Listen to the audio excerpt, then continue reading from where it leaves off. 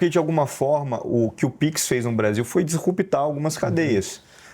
Me conta um pouquinho dos bastidores, como que foi a criação do Pix, como é que foi essa ideia de abrir mais, e aí eu queria que você discorresse o Open Finance no Brasil também.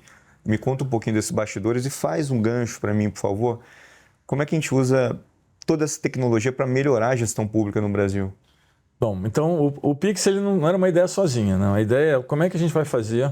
E eu me lembro como estava desenhando o programa de governo há um tempo antes vamos dizer assim, da eleição do presidente. A gente estava um grupo desenhando, a gente fazia reuniões na minha casa com pessoas do mercado que traziam inputs. Eu acho que o sistema tem que ser assim, tem que ser assado, e tal.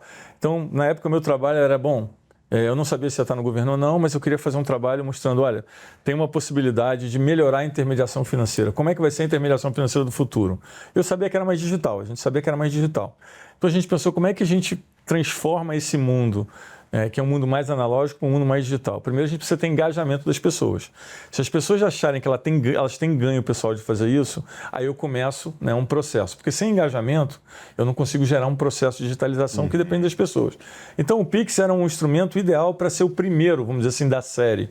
Por quê? Porque pagamento afeta todo mundo, e se as pessoas achassem que elas estavam, vamos dizer assim, inseridas num mundo diferente, porque elas tinham acesso a fazer pagamentos de uma forma, vamos dizer assim, mais barata, mais eficiente, mais rápida, mais segura, mais transparente, aquilo sim ia ser, vamos dizer, um indutor dessa mudança. Então, primeiro veio o Pix, a gente nunca imaginava que o Pix ia ter o sucesso que teve, a gente está... É verdade? Vocês não imaginavam que ia ter essa adesão tão rápida? Nunca. Eu me lembro uma vez, a gente falando de hardware, e eu falei, bom, a gente precisa estar preparado para algum momento, a gente pode ter 50 milhões de operações num dia. A gente está com 320 num dia. Então, assim, foi muito além do que a gente esperava. Foi uma adoção muito rápida. As pessoas sentiram um ganho muito grande. A inclusão financeira, se pensar que a gente saiu de 80 milhões de contas bancárias para 160 milhões de contas bancárias, de pessoas usando... Em quanto tempo? Em 3, 4 anos. A gente tem hoje... sei lá, 700 milhões de inserções quando a gente pensa no mundo de chaves. E foi o maior avanço de inclusão financeira na história do mundo emergente, né? A gente agora tem umas experiências parecidas. Por exemplo, o Breb na Colômbia está com uma experiência parecida, mas voltando ao Brasil. Então, primeiro a gente tinha que fazer esse instrumento onde as pessoas estariam inseridas nesse mundo.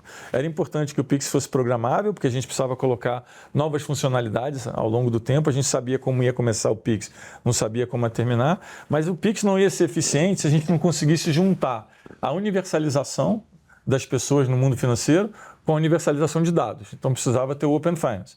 E aí o Open Finance que a gente fez foi um Open Finance muito mais aberto. A gente olhou a experiência na época da Inglaterra, da Austrália. Como é que a gente explica para a Dona Maria o que é o Open Finance? Hoje, se a Dona Maria quiser, num aplicativo de um banco, trazer todos os dados de todos os bancos para aquele aplicativo, e se a Dona Maria hoje quiser comparar produtos financeiros para ver qual é o produto que é mais adequado para ela e que tem o melhor preço, e se ela quiser receber leads, ou seja, dicas de banco que estão olhando os produtos, fazendo comparação e tentando, vamos dizer assim, informar ela que ela poderia ter o mesmo produto num preço melhor em outro banco, hoje a Dona Maria já pode fazer isso. Então melhora a vida financeira da Dona Melhora a Maria. vida porque você gera duas coisas que são muito importantes em tempo real: comparabilidade e portabilidade. Se eu tenho comparabilidade e portabilidade em tempo real de todos os serviços, o spread cai, a segmentação aumenta e a qualidade do serviço melhora. Então essa era a ideia. Isso já é possível no Brasil? Isso já é possível. Quando eu vou, por exemplo, eu tive uma conversa com o ministro do México e mostrei para ele no app que eu tinha todos os dados de todos os bancos, todos os meus fundos, tudo, e que eu recebia a mensagem de um tentando migrar para o outro, ele falou, nossa, como é que pode isso? Competição real time. Ele falou, nossa, isso aqui é o futuro. Eu falei, isso aqui é o Brasil hoje. O Brasil já é assim, entendeu? É óbvio, a gente vai ter portabilidade de crédito, a gente vai inserir novos produtos, o Banco Central tem feito um trabalho muito bom, vamos dizer assim, na continuação e na melhoria dessa agenda. Mas aí faltava um outro ponto, só para terminar. Então, primeiro, a universalização de pessoas, dados, e aí depois tem um outro ponto, que é o ponto da tokenização. Por que esse ponto é super importante, Furla? Porque uma coisa... Explica esse bicho da tokenização de ativos.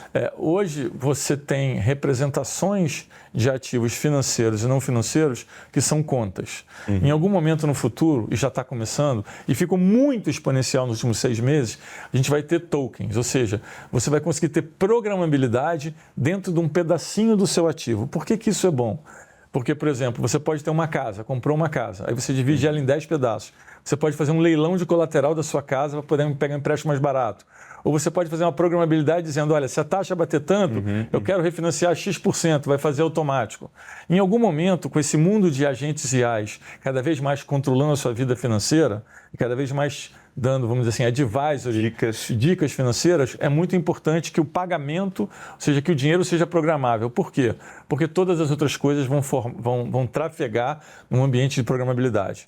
Eu entrevistei o Davi, fundador do Nubank, teu chefe, e ele falou que o Brasil, diferente de outros setores, no setor financeiro, ele está à frente de outros países. Por que o Brasil é tão sofisticado quando você olha as fintechs? O Brasil... O que aconteceu aqui para deixar as pessoas tão criativas no setor financeiro?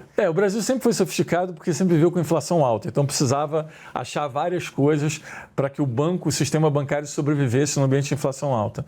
E o Brasil sempre foi também um país onde as pessoas são ávidas por adotar inovações, né? Então a gente sempre vê que qualquer inovação as pessoas adotam, né? Então essas duas coisas já existiam. Mas eu acho que o Pix e a transformação que o Pix e o resto, né, do programa gerou, eu acho que está muito ligado a essa vontade, né, do brasileiro de adotar a tecnologia, de ter um processo mais transparente. Porque quando a gente perguntava para as pessoas o que elas esperavam do pagamento, elas falavam sempre as mesmas coisas. Eu quero que seja barato, transparente, rápido, seguro e aberto.